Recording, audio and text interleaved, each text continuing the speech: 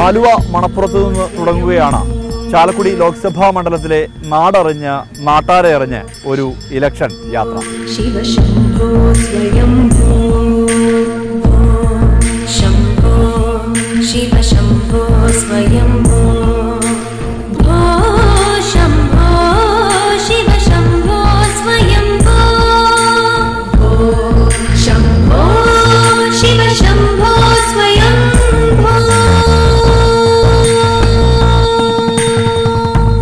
ഇവിടെ ഇങ്ങനെ നിൽക്കുമ്പോൾ ആ പ്രളയകാലമാണ് ഓർമ്മ വരുന്നത്. ചാലക്കുടി പുഴയിലെയും പെരിയാറിലെയും വെള്ളം കരകവിഞ്ഞ് ഒഴുകി. ഈ മേഖലയെല്ലാം വെള്ളത്തിനടിയിലായിരുന്നു. ഈ ക്ഷേത്രത്തിൻ്റെ മുകൾ ഭാഗത്തേക്ക് വരെ വെള്ളം കയറുന്ന ഒരു സ്ഥിതിയുണ്ടായി. ഇവിടെ നിന്നും നിരവധി ആളുകളെ മാറ്റിപ്പാർപ്പിച്ചു. ആ തരത്തിൽ വലിയ അളവിൽ പ്രളയം ബാധിച്ച ഒരു മണ്ഡലമാണ് ചാലക്കുടി ലോക്സഭാ മണ്ഡലം.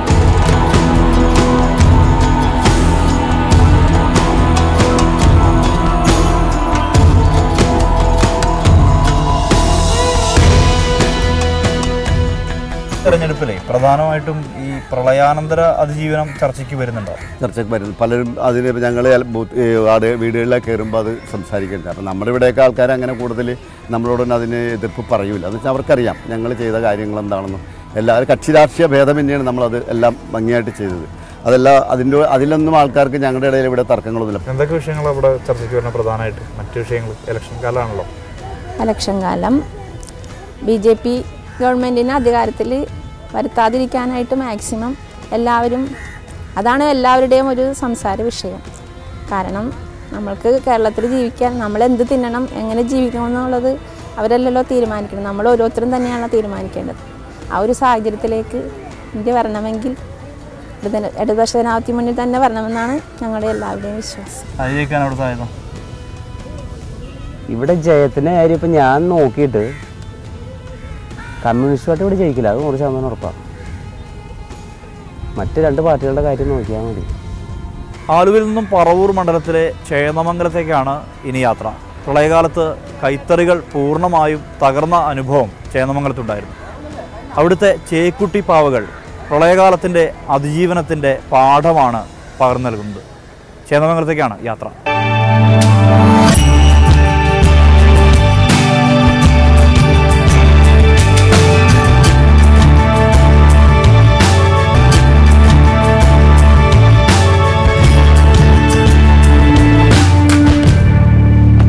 ചേന്നമംഗലത്താണ് എത്തിയിട്ടുള്ളത്. ആലുവ പുഴയും ചാലക്കുടി പുഴയും സംഹാരതാണ്ഡവം ആടിയപ്പോൾ 15 കോടി രൂപയിലേറെ നഷ്ടമാണ് ഈ മേഖലയിലെ കൈത്തറിക്ക് വന്നിട്ടുള്ളത്. തറികളെല്ലാം പൂർണ്ണമായി നഷ്ടപ്പെട്ടു. ഇവിടെ ഇപ്പോൾ അതിജീവനത്തിൻ്റെ പാതയിലാണ് ഈ കൈത്തറി മേഖല. എന്തായാലും അകത്തേക്ക് നമുക്ക് പോയി നോക്കാം.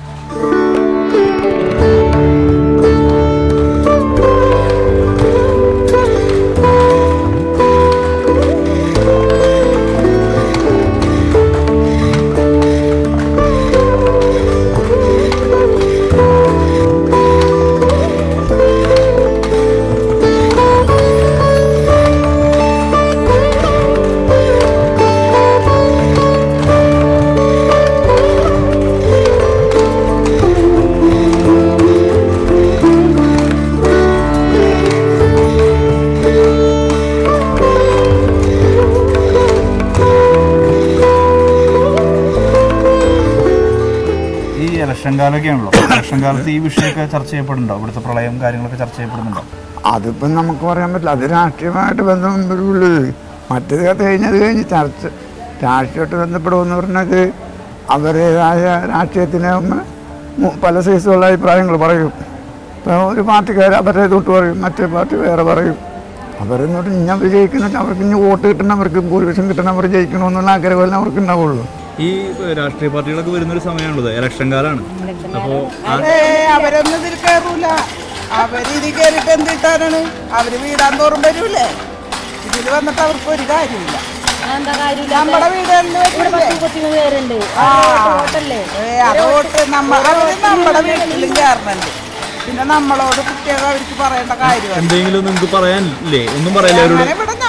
അല്ല, അതല്ല, നിങ്ങൾക്കൊന്നും പറയാനില്ലേ രാഷ്ട്രീയ പാർട്ടിയോട്? ഞങ്ങളോട് പറയണത് ഇതൊക്കെ തന്നെ. ഇപ്പൊ പ്രളയം വന്ന് കുറെ പേർക്ക് ഈ വീട് പൊളിഞ്ഞതിന് കാശിട്ട് കുറെ പേർക്ക് കിട്ടിയില്ല. പകുതി മുക്കാലും ഒന്നുമില്ലാത്തവരുണ്ട്. അവരുടെ പൈസ തീർക്കണം. അല്ലാതെ ജനങ്ങൾക്ക് വേണ്ടിയിട്ടല്ല ഈ പാർട്ടിയും കാര്യങ്ങളും. വോട്ട് ചോദിക്കാൻ സമയമാണ്. അവരോട് എന്താ പറയുള്ളത്? പാർട്ടിക്കാരെ കൊണ്ട് ഞങ്ങൾക്കൊരു ഗുണവുമില്ല. ഞങ്ങൾ വേലയെടുത്താൽ ഞങ്ങൾക്ക് അരി വാങ്ങിക്കും, അത്രേ ഉള്ളൂ. ഇന്ന് വരെ ഉണ്ടായിരുന്നു. എന്ന് വെച്ചാൽ മലയാളം വന്ന് ഞങ്ങളുടെ വീടും കൂടും. ഞാൻ ഇവിടത്തെ അല്ല, ഈ നാട്ടിലല്ല, ഞാൻ മാളയിൽ നിന്ന് വന്നതാണ്. ഞങ്ങളുടെ അത് തന്നെ ഒരു പാർട്ടിക്കാരും വന്ന് ഞങ്ങളെ തിരിഞ്ഞു നോക്കിയിട്ടില്ല. ഞങ്ങൾക്കൊരു 5 കിലോ അരി കൊണ്ട് തന്നത് ഞാൻ സത്യമായ വാക്കാണ് പറഞ്ഞത്. ഞങ്ങൾക്ക് BJP ആണ്. പക്ഷേ ഞങ്ങൾ ആ പാർട്ടി അല്ല എങ്കിലും അവരാണ് വന്ന് ഞങ്ങളെ നോക്കിയത്. ഞങ്ങളുടെ വീടൊക്കെ ചീഞ്ഞ് ഭയങ്കര പുഴുത്ത മണ്ണ് വരുന്ന വെച്ചാൽ അവിടെയൊക്കെ പശുക്കളൊക്കെ ഉള്ള സ്ഥലമായിരുന്നു. വീടും പൊട്ടിത്തകർന്ന് വീട്ടിലുള്ള സകലം നശിച്ച് ഇത് ഞങ്ങൾക്ക് 5 പൈസ ഞങ്ങൾക്ക് കിട്ടിയിട്ടില്ല. ഞങ്ങൾക്ക് തുണി 8 ദിവസം തുണിയിലാണ് ഞങ്ങൾ നിന്ന്, ഒരു ഡ്രസ്സൊന്നും മാറാനില്ലാണ്ട്. ഇൻസെന്റിന് ഞങ്ങൾ ഫോട്ടോ കോപ്പി കൂടെയാണ് ഉണ്ടാക്കുന്നത്, ഫോട്ടോ സ്റ്റാറ്റായിട്ടാണ് ഉണ്ടാക്കുന്നത്. ഇത്ര കേട്ടിട്ടില്ല ഈ ആൾക്കാരെ ഇനി കാണുമെന്ന് പ്രതീക്ഷയും വേണ്ട. ഇപ്രാവശ്യം ആർക്കും ചെയ്യില്ല, ഞാൻ ചെയ്യില്ല. ഞാൻ അന്ന് ഇവിടെ പണിയുണ്ട്, ഇങ്ങോട്ട് പോരും. ഞാൻ വീട്ടിലിരുന്ന തൊയിരം തരില്ല. ഇല്ലെങ്കിൽ ഏതെങ്കിലും അമ്പലത്തിൽ പോവും, വോട്ട് ചെയ്യില്ല. അപ്പോൾ ഞാൻ പറഞ്ഞിട്ടുണ്ട് അത് ഇന്നലെ. എന്നുവെച്ചാൽ ഈ വെള്ളം വന്നിട്ട് ഇവരൊന്ന് തിരിഞ്ഞു നോക്കിയില്ല. എന്താണ് ഈ പറയണത്? അത് ഞാൻ പറഞ്ഞില്ലേ, അവരാണ് വന്നത്. ഇവരൊന്നും വന്ന് തിരിഞ്ഞു നോക്കിയില്ല, ഒന്ന് കാണണം. വന്ന് വീട് മുഴുവൻ പൊട്ടി തകർന്നിരിക്കട്ടെ. മെമ്പറോട് ഞാൻ പറഞ്ഞിങ്ങനെ ലിസ്റ്റിൽ ഞങ്ങളില്ലല്ല എന്ന് പറഞ്ഞു അപ്പീലൊടുത്ത്. അപ്പീലില്ല, ഞാൻ നോക്കട്ടെ ഏട്ടാ, ഒരു വാക്ക് മാത്രമേ പറഞ്ഞോളൂ. ഒരു ഉപകാരം ഉണ്ടായിട്ടില്ല. പിന്നെ എന്തിനാണ്?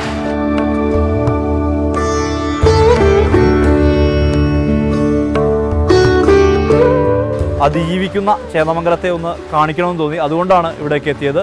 എന്തായാലും നമ്മൾ കൊടുങ്ങല്ലൂർ മണ്ഡലത്തിലേക്ക്, അതായത് ചാലക്കുടി ലോക്സഭാ മണ്ഡലത്തിൻ്റെ ഭാഗമായ തൃശ്ശൂർ ജില്ലയിലെ കൊടുങ്ങല്ലൂരിലേക്കാണ് ഈ പറവൂരിൽ നിന്ന് നമ്മൾ പ്രവേശിക്കാൻ പോകുന്നത്.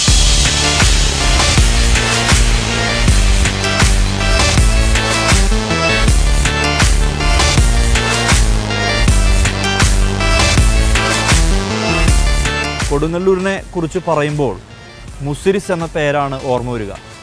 ഇതൊരു പ്രാചീന തുറമുഖ പട്ടണമായിരുന്നു. 2.5 സഹസ്രാബ്ദങ്ങൾക്ക് മുമ്പ് ഇവിടെ റോമാക്കാരും അറബികളും ചൈനക്കാരും ഉൾപ്പെടെയുള്ള ആളുകൾ കച്ചവടം നടത്താൻ വേണ്ടി ഇവിടേക്ക് എത്തിയിരുന്നു എന്നാണ് പറയപ്പെടുന്നത്. സുജാനണി ഇവിടെ മത്സരിക്കുന്നുണ്ടല്ലോ? മത്സരിക്കുന്നുണ്ട്. SUCയുടെ സ്ഥാനാർത്ഥിയായിട്ടാണ്.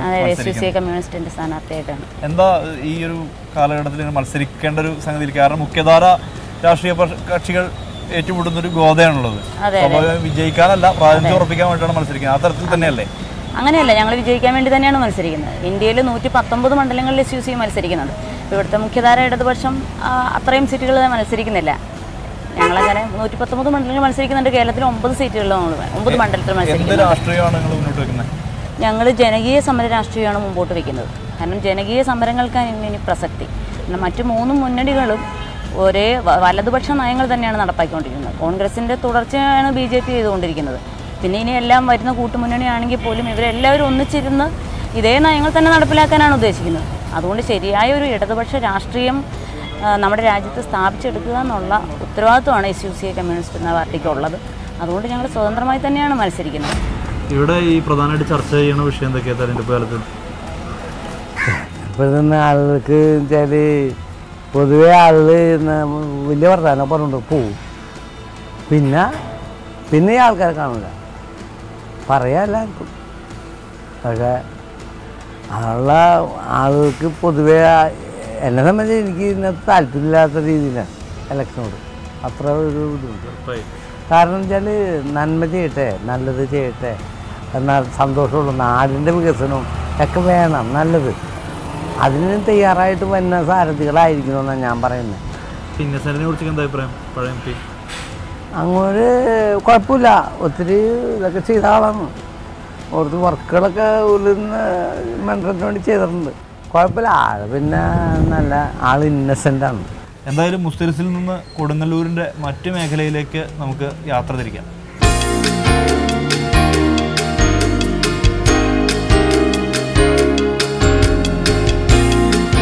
ഇത് ചാലക്കുടി ലോക്സഭാ മണ്ഡലത്തിൻ്റെ ഭാഗമായുള്ള അഴീക്കോട് മേഖലയാണ്. അപ്പുറം എറണാകുളം ലോക്സഭാ മണ്ഡലമാണ് മുനമ്പം. ഇവിടെ ധാരാളം മത്സ്യബന്ധന ബോട്ടുകളൊക്കെ നമുക്ക് കാണാൻ കഴിയും. പ്രധാനപ്പെട്ട ഒരു മത്സ്യബന്ധന തുറമുഖം കൂടിയാണ് ഈ മേഖല.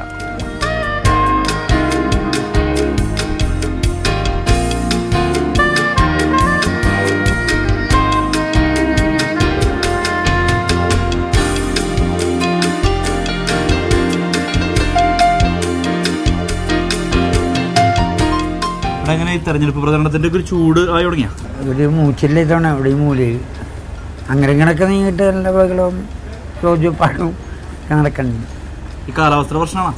എന്നാലാണ് ഈ 10 മണി വന്ന വർക്കിന് ആളിറങ്ങുമ്പോൾ അപ്പോഴേക്കും ചൂട് പറഞ്ഞേക്കല്ലേ സാധാരണ ഇവിടെ വരുമ്പോ നല്ല അതെ മീനുണ്ടെങ്കിൽ ഇഷ്ടംപോലെ ആളിലുണ്ടാവും. മീനില്ല ഇപ്പം തെരഞ്ഞെടുപ്പ് കാലമാണല്ലോ. തെരഞ്ഞെടുപ്പ് കാലത്തിൽ ഇപ്പൊ പ്രത്യേകിച്ച് ഇവിടെ ഇതൊന്നുമില്ല, ചൂടൊന്നുമില്ല. ഇപ്പോൾ കാലാവസ്ഥക്ക് ചൂടായിരുന്നു. ഇപ്പോൾ ആരും പ്രചരണത്തിനും അങ്ങനെ രംഗത്തേക്ക് ആക്റ്റീവായിട്ടില്ല. സ്ഥിതി എങ്ങനെ മൊത്തം? സ്ഥിതി ഇടതുപക്ഷത്തിൻ്റെ ഒരു ട്രെൻഡിലാണ്. എന്താ അങ്ങനെ പറയാൻ കാരണം? ആള് കല്യാണ വീട്ടിലും അടിയന്തര വീട്ടിലൊന്നും വന്നില്ല. അതൊന്നും പറഞ്ഞില്ല, അതൊന്നും വിഷയമല്ല. അതിപ്പോൾ ആളുകൾ അതൊക്കെ ഒരു ഫോർമലായിട്ട് പറയുന്നതാണെന്ന് ഇപ്പോൾ ആർക്കാണ് അറിയാത്തത്. അതൊന്നും പൊളിറ്റിക്സുമായിട്ട് നമ്മൾ കമ്പയർ ചെയ്യേണ്ട കാര്യമൊന്നുമില്ല. അതൊക്കെ പണ്ടാണ് അവർ പറയുന്നത് വലിയ കാര്യമാണ്. അതെ, ഇന്നിപ്പോൾ നമുക്ക് നേരിട്ട് ഒരു MP-നായിട്ടോ അല്ലെങ്കിൽ MLA-നായിട്ടോ ഒക്കെ മിങ്കിൾ ചെയ്യാൻ പണ്ടത്തെ പോലെ ഒന്നുമല്ല നമുക്ക് കാര്യങ്ങൾ പറയുന്നത്. അതുകൊണ്ട് തന്നെ അവരടുത്തറിയാനും നമുക്ക് സാഹചര്യങ്ങൾ കൂടുതലാണ്. നമ്മളൊക്കെ ഒരു ആശങ്കയായിട്ടാണ് ഈ BJP-നെ കാണുന്നത്. അപ്പോൾ അങ്ങനെ ചിന്തിക്കണം, എന്നെ പോലുള്ള ചിന്തിക്കുന്ന ആളുകൾ അങ്ങനെ ചിന്തിക്കുമെന്നാണ് മനസ്സിലായില്ലേ. അപ്പോൾ വടക്കേ ഇന്ത്യയിലൊക്കെ ഉണ്ടാകേണ്ട ഒരു സംഭവം തെക്കോട്ട് വരാതിരിക്കാൻ നമ്മളപ്പോൾ അത് ഒപ്പോസ് ചെയ്തേ പറ്റുള്ളൂ. പക്ഷേ നാളെ ഇനിയിപ്പോൾ ഈ പറയുന്ന രീതിയിലൊരു ഫാസിസ്റ്റ് സ്വഭാവമുള്ളൊരു രാജ്യത്ത് ഒരു ഗവൺമെൻറ് ഇപ്പം ഉണ്ട്. നമുക്കതിന് വേറെ ഉദാഹരണം തന്നെ വെച്ചുകൊണ്ട. അപ്പം അത് മനസ്സിലാക്കിയിട്ട് ഇടതുപക്ഷം ഇതിനെ ചെറുക്കാൻ കോൺഗ്രസ് വേണ്ടെന്നല്ലെങ്കിൽ അങ്ങനെയല്ല. കോൺഗ്രസിനുള്ള കുഴപ്പങ്ങളുണ്ട്, അവരെ നേരാക്കണമെന്നുണ്ടെങ്കിൽ നമ്മൾ പറയില്ല. കുറച്ച് ആളുകൾ എത്തിപ്പോകുമ്പോൾ ഒരു കാർന്നൂർ കൂടെ ഉള്ളത് നല്ലതാണെന്ന് പറയും ഇല്ലേ. അതെ, വഴിതിരിച്ചുവിടാൻ ശരിയായ ദിശയിലേക്ക് തള്ളിവിടാൻ വേണ്ടിയിട്ട് ഇടതുപക്ഷം വേണമെന്നാണ് എൻ്റെ അഭിപ്രായം. ഒരു രക്ഷയില്ല. ഹാർബറിലൊന്നും ഒരാളില്ല. കാരണം ഭയങ്കര ചൂടാണ്, സഹിക്കാൻ കഴിയാത്ത ചൂട്. ആരുമില്ല. ഹാർബറൊക്കെ ഏതാണ്ട് ശൂന്യമായ ഒരവസ്ഥയാണ്. മത്സ്യത്തൊഴിലാളികളൊന്നുമില്ല. എന്തായാലും നമുക്ക് പതുക്കെ കൊടുങ്ങല്ലൂരിൻ്റെ മറ്റു മേഖലയിലേക്ക് യാത്ര തിരിക്കാം.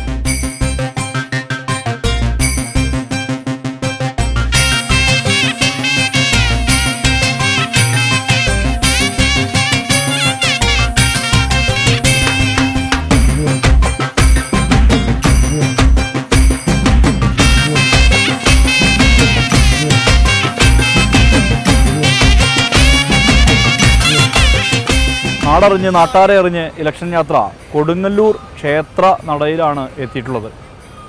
മീനമാസത്തിലെ ഭരണി നാളിലാണ് ഇവിടുത്തെ വിശേഷാൽ ഉത്സവം നടക്കുന്നത്. ആ ഉത്സവത്തിൻ്റെ ഒരുക്കങ്ങളെല്ലാം ഇവിടെ പൂർത്തിയായിരിക്കുകയാണ്. പ്രധാനമായും ദ്രവീഡിയൻ ആചാരപ്രകാരം നടക്കുന്ന ഉത്സവങ്ങളിൽ ഒന്നാണ് ഈ ഭരണി നാളിൽ നടക്കുന്ന ഉത്സവം. അശ്വതിക്കാവ് തീണ്ടലാണ് പ്രധാന ചടങ്ങ്. ആ ദിവസം ഇവിടെ കോമരങ്ങളെ കൊണ്ട് നിറയും. അവർ പുരാണത്തിനെ ആസ്പദമാക്കിയിട്ടാണ് ഇവിടെ തരിപ്പാട്ട് പാടുന്നത്. അല്ലാതെ വെറുതെ തെറിയല്ല പറയുന്നത്. പുരാണത്തിൽ ഒരുപാട് കഥകളുണ്ട്, ദേവിയെ പറ്റിയും മറ്റു പലരെ പറ്റിയും. ആ കഥയിൽ തെറികളുണ്ട്. ആ തെറിയ ഈ വടക്കേ മലബാറിൽ നിന്ന് പ്രത്യേകിച്ച് വരുന്നവർ, പാലക്കാട് നിന്ന് വരുന്ന ആൾക്കാരൊക്കെ പാടാറുള്ളൂ. എങ്ങനെയാണ് ഈ ആചാരം ഇവിടെ രൂപപ്പെടാനുള്ള ഒരു കാരണം? അതിവിടെ പണ്ട് ഈ ക്ഷേത്രം ബുദ്ധവിഹാരമായിരുന്നാണ് പറയുന്നത്. അപ്പോൾ അന്ന് ഈ ബുദ്ധന്മാരെ ഓടിക്കാൻ വേണ്ടിയിട്ട് തെറിപ്പാട്ട് പാടി. തെറി അവർക്ക് കേട്ട് നിൽക്കാതെ ആ ബുദ്ധമതക്കാർ ഇവിടെ സ്ഥലം പോയി. സംബന്ധിച്ച് പറയുകയാണെങ്കിൽ ഇപ്പം ആര് ജയിക്കുക എന്നുള്ളത് ഇപ്പോൾ ആയിട്ടില്ല. പിന്നെ ഇൻസിഡൻറ്റിനെ കുറിച്ച് പറയുകയാണെങ്കിൽ കഴിഞ്ഞ തവണ ഞങ്ങൾക്ക് കൊടുങ്ങല്ലൂർക്കാർക്ക് ഒരു ഇതെന്ന് വെച്ചിട്ട് തീരദേശ റെയിൽവേനെ കുറിച്ച് ഒരുപാട് പറയാറുണ്ടായിരുന്നു. അല്ല ആര് വരികയാണെങ്കിലും പറയും ഇവിടെ തീരദേശ റെയിൽവേ കൊണ്ടുവരും. ഇന്നേ വരെ അവർ ആ പറഞ്ഞു പോക്കെന്ന് മാത്രമേ ഉള്ളൂ. ഇന്നേ വരെ തീരദേശ റെയിൽവേയെ കുറിച്ച് പറഞ്ഞിട്ടില്ല. അത് ഞങ്ങളെ കാരണന്മാരായിട്ട് കേട്ടുകൊണ്ടിരിക്കുന്നതാണ്. ഈ തീരദേശ റെയിൽവേ വരും, ഇപ്പോൾ കൊണ്ടുവരുമെന്ന് പറയാൻ. ഇന്നേ വരും അവർ അതിനെ ഇവിടെ ജയിച്ചു പോവും. പിന്നെ അതിനെക്കുറിച്ചൊന്നും പറയില്ല.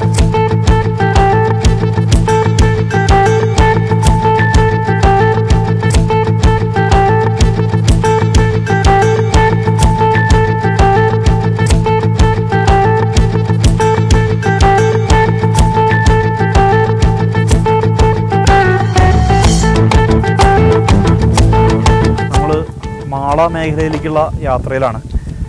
പ്രളയകാലത്ത് പ്രളയം പൂർണ്ണമായും തകർത്ത് കളഞ്ഞ ഒരു പ്രദേശമാണ് ഈ മാള മേഖല, കുഴൂർ ഉൾപ്പെടെയുള്ള ആ പ്രദേശങ്ങൾ. പോകുന്ന വഴിക്ക് നല്ല സുന്ദരമായ മീൻ വളർത്തൽ കേന്ദ്രങ്ങളും പാടവും ഒക്കെ ഉള്ളൊരു മേഖല കണ്ടു. അവിടെ ഒരു നല്ല ചായക്കട. അപ്പോൾ ആ ഒരു ആംബിയൻസിൽ അവിടെ രണ്ടുപേരും ഇരിക്കുന്നുണ്ട്. നമുക്ക് അവരോട് കുറച്ച് ഇലക്ഷൻ വർത്തമാനം പറയാം എന്ന് കരുതി ഇറങ്ങിയതാണ്. എന്തായാലും പോയോ. നമസ്കാരം ചേട്ടന്മാരെ. നമസ്കാരം. ആരെ ജയിക്കാനൊരു സാധ്യത എങ്ങനെയാ? ജയിക്കാനിപ്പോ ഇപ്പോഴത്തെ ട്രെൻഡ് അനുസരിച്ച് ഉണ്ടല്ലോ, ഇൻസെന്റിനാണ് ഇവിടെ ഒരു ചെറിയ ചായ്വ് നിൽക്കണത്. സാധ്യത ആൾക്കാണ്. പിന്നെ വെഞ്ഞി വകന്നാനാ മറ്റേ കടന്നു വന്നിട്ട് പോലും ഇല്ല. ആള് കണ്ടില്ല. രാധാകൃഷ്ണൻ എങ്ങനെയാ? BJP ഇവിടെ BJP ശബരിമല നേശില്ല. ശബരിമല വേശണെങ്കിലേ കുറെ സ്ത്രീകളിൽ നിന്ന് ഏൽക്കുള്ളൂ. പക്ഷെ ശബരിമല തെറ്റ് തന്നെയാണ് പിണറായി ഗവൺമെന്റ് ചെയ്തത്. എന്താണെന്ന് വെച്ചാൽ ഒരു ഓർത്തഡോക്സ് സഭയും മറ്റേ 2 സഭകളിലെയും ഇന്നവരെ അത് തീർക്കാൻ കഴിഞ്ഞിട്ടില്ല. ആ മുഖ്യമന്ത്രി ഈ ഹിന്ദുക്കളുടെ മാത്രമായിട്ട് പോയതിന് അതിനൊരു ചർച്ച വരും. ശരിക്കും ഞാൻ സുപ്രീം കോടതി വിധിയല്ലേ? കോടതി വിധികൾ എന്തോരം ഉണ്ട്. ഒന്നിപ്പോൾ ജല്ലിക്കെട്ട് തമിഴ്നാട്ടിൽ കോടതി വിധി വന്നല്ലേ, എന്ത് മാറ്റി അവിടെ തുടർന്നില്ലേ? അപ്പം കുറേ ജനങ്ങളിലുള്ള വികാരം എന്താണെന്ന് വെച്ചാൽ ഇവർ പറയണതിൽ കുറേ വ്യത്യാസങ്ങൾ വന്നിട്ടുണ്ട്. അത് നമുക്ക് ഞാൻ മാർക്സിസ്റ്റ് പാർട്ടിക്കാരനാണ്. എനിക്ക് അതിനോട് യോജിപ്പല്ല ഞാൻ പറഞ്ഞത്. അത് പെട്ടെന്ന് എടുത്തു പിടിച്ച് പയ്യെ മതിയായിരുന്നു. ഒരു കൊല്ലം ഏതായാലും വെള്ളമൊക്കെ വന്ന് നമ്മളിവിടെ ആകെ ഇതായിട്ട് കിടക്കല്ലേ. അപ്പോൾ ഇതൊക്കെ കഴിയട്ടെ, അതിൽ നമുക്കൊന്ന് കര കയറി കഴിഞ്ഞിട്ട് ഇതൊക്കെ നമുക്ക് നടത്താമെന്നുള്ളത് മുഖ്യമന്ത്രി വിചാരിച്ചായിരുന്നെങ്കിൽ ഉഷാറായനായിരുന്നു. പക്ഷെ ഇത് ശരിയായിപ്പോയില്ല. അതെൻ്റെ അഭിപ്രായം ഉണ്ടാ. എനിക്ക് യോജിക്കാൻ കഴിയും. ബാക്കിയുള്ളവർക്ക് മുതലെടുക്കാനും പറ്റി. അത് അവർ കൊണ്ടുവന്ന് വെച്ച് കൊടുത്ത് വടി കൊടുത്തെങ്കിലല്ലേ അടി കൊടുത്ത് അടി മേടിച്ചതല്ല. അതിനെ പറ്റിയിട്ട് നമുക്കൊന്നും പറയാനില്ല. അതിതാണ് രാഷ്ട്രീയം എന്ന് പറയുന്നത്. ഒരു കളിയാണ്. പക്ഷെ അതിൽ ഈ തുല്യത, ആണിനും പെണ്ണിനും തുല്യത പറഞ്ഞ് ഞങ്ങളുടെ ഗവൺമെൻറ് ആ തുല്യത പറഞ്ഞപ്പോൾ എന്തായി സീറ്റ് 10 ആൾക്ക് കൊടുക്കാൻ പെണ്ണുങ്ങൾക്ക് അത് ചെയ്തില്ലല്ലോ. എന്തുകൊണ്ട് ചെയ്യാൻ? 2 കൂട്ടരും ഒപ്പമാണ്. ഈ കൈ 2 കൂട്ടും ഒപ്പമായില്ലേ. ഇവരെ മാത്രം മാറ്റി നിർത്തിയിട്ട് മറ്റുള്ളവർക്ക് കൊടുത്തത് അത് മോശമായിപ്പോയി. ആ 10 സീറ്റ് ആ വാക്ക് പാലിക്കണം. 10 സീറ്റ് അവർക്ക് കൊടുക്കണം. പെണ്ണുങ്ങൾ ആരായിക്കോട്ടെ, തോൽക്കുക ജയിക്കുക എന്ത് വേണമെങ്കിലും ആയിക്കോട്ടെ, അവർക്ക് കൊടുക്കേണ്ടതായിരുന്നു. അത് മോശമായിപ്പോയി. തുല്യത എന്ന് പറയുമ്പോൾ ശബരിമലയ്ക്ക് മാത്രമല്ല തുല്യത പറയുന്നത്. ശരിയല്ലേ? 2 കൂട്ടർക്കും ഓക്കെ ഇരിക്കണത്. അതൊക്കെ നല്ല കാര്യങ്ങളായിരുന്നു. അതിനൊക്കെ ഞങ്ങൾ അംഗീകരിച്ചായിരുന്നു. പക്ഷെ അതൊന്നും ചെയ്തില്ല. കുറേ ആൾക്കാർ ഷർട്ട് മാറി വെള്ളം കൊണ്ട് ഷർട്ടും തേച്ച് വെച്ചിട്ടുണ്ട്. അവർക്കൊക്കെ കിട്ടിയില്ലെങ്കിൽ പറ്റില്ലേ? ചെറുപ്പക്കാരെന്തോരം ഉണ്ട്. 60 വയസ്സൊക്കെ കഴിയുമ്പോൾ മാറി കുടുംബത്ത് വരുന്നൂടെ? പെൻഷൻ കിട്ടണല്ലേ, സുഖമായിട്ട് ജീവിച്ചൂടെ? ഇന്നും അല്ല, ഞാൻ വേറൊന്നുമില്ലല്ലേ. നമുക്ക് വിഷമമുണ്ട്. പിള്ളേരുകളെയൊക്കെ ഒറ്റെണ്ണത്തിന് ഉയർത്തിക്കൊണ്ടുവരുന്നില്ല പാർട്ടി. നന്നായിട്ട് പ്രവർത്തിക്കണവനെ വെട്ടിയിരുത്തിക്കൊണ്ട് പോകുന്നു. ഇന്നത്തെ അവസ്ഥ.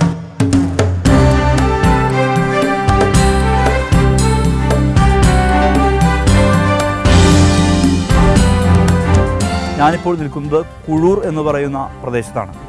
ഇവിടെ എല്ലാം വലിയ അളവിൽ വെള്ളം കയറുകയും ആളുകളെ മാറ്റിപ്പാർപ്പിക്കേണ്ടി വരികയും ചെയ്ത സാഹചര്യം ഉണ്ടായിരുന്നു. നിരവധി വീടുകൾ തകർന്ന അവസ്ഥയുണ്ടായിരുന്നു. ഇപ്പോൾ അതിജീവനത്തിൻ്റെ പാതയിലാണ് കുഴൂർ. ശക്തമായ രീതിയിലുള്ള പ്രചരണ പ്രവർത്തനങ്ങൾ കുഴൂരിലും സജീവമായി തന്നെ നടക്കുന്നുണ്ട്. ഇപ്പോൾ 5-ാം തീയതി വൈകുന്നേരത്തേക്കും നടക്കലില്ല. അവിടേക്ക് വെള്ളം വന്നു. അപ്പം ഇനി രക്ഷയില്ലാന്ന് തോന്നി പള്ളിയിലെ മഠമുണ്ട്, അവിടേക്ക് പോയി. അവിടെ കൂടി 9 ദിവസം അവിടെ കഴിഞ്ഞു. തിരിച്ചു വന്നപ്പോൾ ഇവിടെ ഒന്നുമില്ല. ഈ അവസ്ഥയാണ്.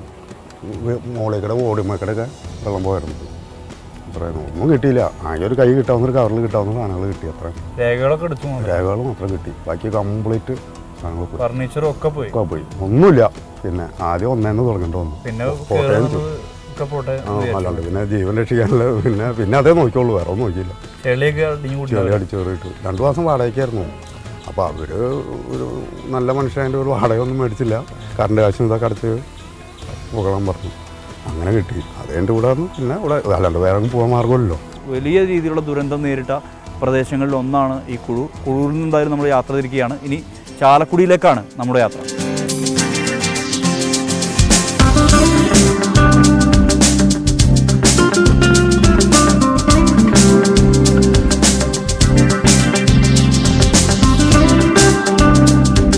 ചാലക്കുടി എന്ന് കേൾക്കുമ്പോൾ ഒറ്റപ്പേരിൽ ഉടക്കി നിൽക്കും ഓർമ്മകൾ.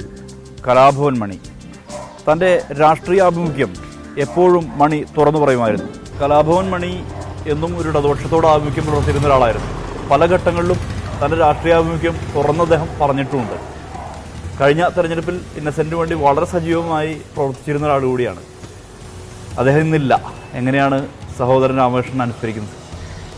തീർച്ചയായിട്ടും മണിച്ചേട്ടൻ മാത്രമല്ല, നമ്മളെ കുടുംബം ഇടതുപക്ഷ പ്രസ്ഥാനത്തോടൊപ്പം, അതായത് കലാഭവൻ മണി എന്ന് പറയുന്ന ആ ഒരു നേതാവിൻ്റെ ഒപ്പം കാണുകയും കേൾക്കുകയും വളരുകയും ചെയ്തിട്ടുള്ള ആളുകൾ തന്നെയാണ്. അപ്പോൾ ഇന്നും നമുക്ക് ആ ഒരു പ്രസ്ഥാനത്തിൽ തന്നെ ഇന്നും ആ ജീവൻ എന്താ പറയുക, ചേട്ടനെ എങ്ങനെയാണോ കാണുന്നത് അതുപോലെ തന്നെ കൊണ്ടുപോകാനുള്ള താല്പര്യവും അതോടൊപ്പം ആ പ്രസ്ഥാനത്തുള്ള സ്നേഹവും വിശ്വാസവും ഇന്നും നമ്മളിലുണ്ട്.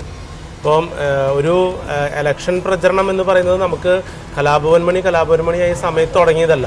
ഒരുപക്ഷെ കുട്ടിക്കാലം മുതൽക്ക് തന്നെ അദ്ദേഹം സ്കൂളിൽ പഠിക്കുന്ന സമയത്ത് തന്നെ വിദ്യാർത്ഥി പ്രസ്ഥാനം SFIയുമായിട്ടുള്ള പ്രവർത്തനത്തിൽ തന്നെ അന്നു മുതലുള്ള പ്രചരണങ്ങൾക്കും കൂടുതൽ ശക്തി പകർന്നുകൊണ്ട് ചുവരെഴുത്തും അതുപോലെ തന്നെ നമ്മുടെ ബാനറുകൾ എഴുതാനും റോഡുകളിൽ പിന്നെ ചിഹ്നങ്ങൾ പതിക്കാനും എല്ലാം വളരെ സജീവമായിട്ട് SFIയുടെ പ്രസ്ഥാനം തുടങ്ങി തന്നെ അവരൊപ്പം ഉണ്ടായിരുന്നു. പ്രചരണ രംഗത്ത് രാമകൃഷ്ണൻ സജീവമാണോ? ഇപ്പോൾ ഒരു ജോലിയുണ്ട്, അതുകൊണ്ട് ഇറങ്ങണമെന്ന് ആഗ്രഹമുണ്ട്. പക്ഷേ നമ്മളൊരിക്കലും ഒരു എന്താ പറയുക, ചേട്ടൻ്റെ അത്രയ്ക്കും ഒരു ആക്റ്റീവായിട്ട് ഇറങ്ങാൻ സാധിച്ചിട്ടില്ല. എങ്കിൽ പോലും എന്തെങ്കിലുമൊക്കെ ഇറങ്ങണം അല്ലെങ്കിൽ എവിടെയെങ്കിലുമൊക്കെ പോകണമെന്ന് ആഗ്രഹമുണ്ട്. തീർച്ചയായിട്ടും വിളിക്കുന്നതനുസരിച്ച് പോകും. എന്തായാലും കലാഭവൻ മണിയുടെ ഓർമ്മകളുണ്ട് ഈ നാട്യഗൃഹത്തിൽ. അദ്ദേഹത്തിൻ്റെ പാടിയിലേക്കും അദ്ദേഹത്തിൻ്റെ പ്രതിമണ്ഡപത്തിലേക്കും നമുക്കൊന്ന് യാത്ര ചെയ്യാം.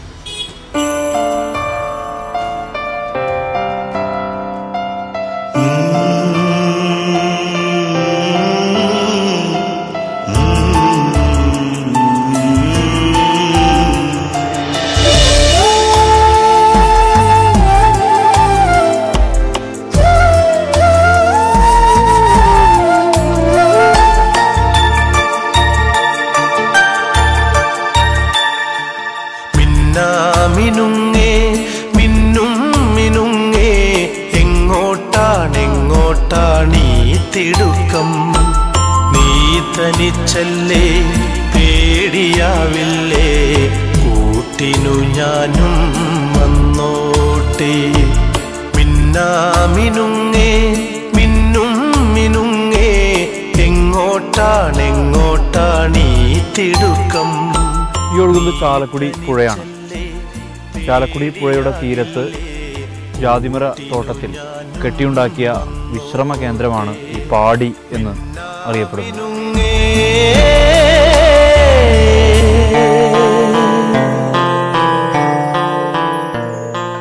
പ്രവചനത്തിനും അപ്പുറത്താണ് ചാലക്കുടി മണ്ഡലം.